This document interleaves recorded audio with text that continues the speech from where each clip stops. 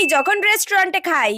ধুর ব্যাং, এরকম চামচ দিয়ে মাখিয়ে খাওয়া যায় নাকি? এত খাবার তুলছি, অর্ধেক খাবার পড়েই যাচ্ছে, আমি খাবো কি করে? রেস্টুরেন্টে তো আবার চামচ দিয়ে অল্প অল্প ছোট ছোট হাত করে খেতে হবে। বাবা কত ঝামেলা, খাবো একটু শান্তিও নেই, আবার মুখে লেগে গেলে টিস্যু দিয়ে মুখটা মুছতে হবে। বাড়িতে কত সুন্দর হাত দিয়ে খাই, এইসব চামচ টামচ দিয়ে খেয়ে মজা আছে নাকি? হাত দিয়ে ভালো করে মাখিয়ে খেলেই তো খাবারের স্বাদ পাওয়া যায়। চামচ দিয়ে আবার মাংস কি করে খাওয়া যায়? ভাল লাগে না। ধুর, রেস্টুরেন্টে না এসে যদি বাড়িতে ভাত খেতাম তাহলেই মনে হয় ভালো হতো। ধুর, হাত দিয়ে তো মাখিয়ে ভালো করে খেতে পারতাম, এই চামচ টামচ দিয়ে খাওয়া যায় নাকি? ধুর, ভাল লাগে না।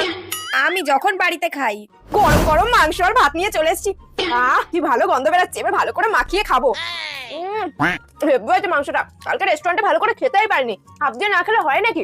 বাড়িতে তো হাত দিয়ে মাখিয়ে খাওয়ার মজাই আলাদা।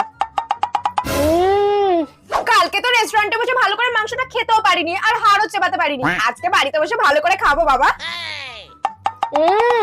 হেব্বি হয়েছে মাংসটা।